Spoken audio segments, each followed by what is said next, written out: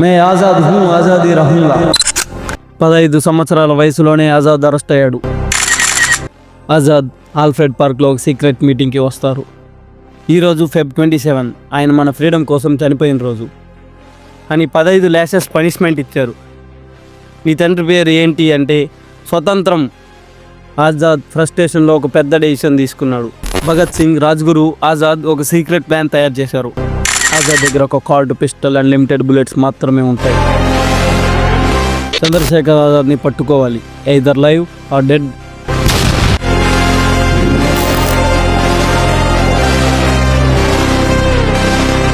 ఈ వ్యక్తి పేరు Chandrasekhar Azad.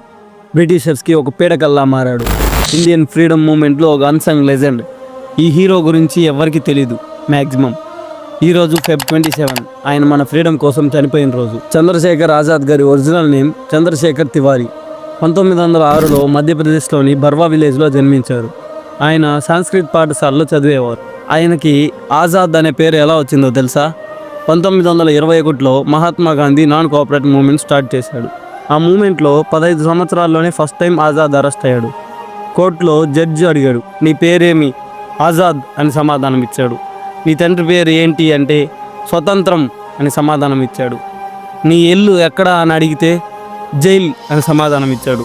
British judge shock అయ్యి 15 సంవత్సరాల బాలుడికి ఇంత యాటిట్యూడా అని 15 ల్యాషెస్ పనిష్మెంట్ ఇచ్చారు.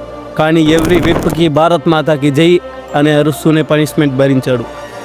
అప్పటికే బ్రిటిష్కి వార్నింగ్ బెల్ స్టార్ట్ అయ్యాయి. 1922లో గాంధీ గారు నాన్ కోఆపరేటివ్ మూమెంట్ చోరీ చోర్ ఇన్సిడెంట్ తర్వాత గాంధీ ఉద్యమం ఆపేశారు. ఆజాద్ ఫ్రస్ట్రేషన్లో ఒక పెద్ద డెసిషన్ తీసుకున్నాడు. పీస్ఫుల్ స్ట్రగుల్తో ఫ్రీడమ్ రాదు, గన్స్ కావాలి అని హిందుస్థాన్ రిపబ్లిక్ అసోసియేషన్లో జాయిన్ అయ్యాడు. తర్వాత 1928లో HRAని హిందుస్థాన్ సోషలిస్ట్ రిపబ్లిక్ అసోసియేషన్గా మార్చడం జరిగింది. భగత్ సింగ్, సుఖ్దేవ్, రాజ్గురు లాంటి గ్రేట్ రెవల్యూషనరీస్తో బ్రిటిష్ని డైరెక్ట్గా టార్గెట్ చేశాడు. కక్కోరి ట్రైన్ రాబరీ. ఆజాద్ మరియు అతని టీం బ్రిటిష్ వాళ్ళు మనీ ట్రాన్స్పోర్ట్ చేస్తున్నారని తెలుసుకొని ట్రైన్లో మిడ్వే అటాక్ చేసి లూట్ చేశారు. ఈ ఇన్సిడెంట్ తర్వాత బ్రిటిషర్స్కి షాక్ వేవ్లా మారింది. దీని గురించి ఇంకా డీప్గా తెలుసుకోవాలి అంటే కామెంట్స్లో చెప్పండి. లాలా లజపతి రాయ్ని బ్రిటిష్ SP జాన్ సౌండర్స్ బ్రూటల్గా చంపడంతో భగత్ సింగ్, రాజ్గురు, ఆజాద్ ఒక సీక్రెట్ ప్లాన్ తయారు చేశారు. డిసెంబర్ 17, 1928 సౌండర్స్ని ఓపెన్ గన్ ఫైర్లో చంపేశారు.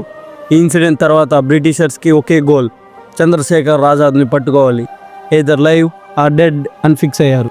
1931 ఫిబ్రవరి 27 ఆజాద్ ఆల్ఫ్రెడ్ పార్క్లో ఒక సీక్రెట్ మీటింగ్కి వస్తారు. కానీ బ్రిటిషర్స్కి తన లొకేషన్ తెలిసిపోతుంది. సరౌండ్ చేసిన పోలీసులు. ఆజాద్ దగ్గర ఒక కార్డు, పిస్టల్, అన్లిమిటెడ్ బుల్లెట్స్ మాత్రమే ఉంటాయి. 1 by 1 బ్రిటిష్ సోల్జర్స్ని చంపడం స్టార్ట్ చేస్తాడు. బుల్లెట్స్ అయిపోయాక బ్రిటిష్ పోలీస్ క్యాప్చర్ చేయాలని ట్రై చేస్తున్నారు. కానీ ఆజాద్కి బ్రిటిష్ జైల్లో లైఫ్ అంటే ఇంపాసిబుల్. మై ఆజాద్ హూ ఆజాదీ రహూంగా, అదే తన చివరి మాటలు. ఆజాద్ తన ఓన్ గన్తో తానే చంపుకున్నారు. ఆజాద్ చనిపోయాక బ్రిటిషర్స్ తన బాడీని పబ్లిక్లో చూపించడం స్టార్ట్ చేశారు.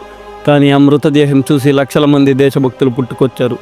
ఆజాద్కి అఫీషియల్ స్టాచ్యూ, అఫీషియల్ రికగ్నైజేషన్ లేవు. కానీ తన లెగసీ ఎప్పటికీ గుర్తుంటుంది. ఇప్పుడు ఆల్ఫ్రెడ్ పార్క్ నేమ్ చేంజ్ చేసి చంద్రశేఖర్ ఆజాద్ పార్క్ అని పిలుస్తున్నారు. ఈ ఫ్రీడమ్ ఫైటర్స్ లైఫ్ అండ్ బ్లడ్తో ఇచ్చిన ఫ్రీడమ్ని రెస్పెక్ట్ చేస్తున్నామా?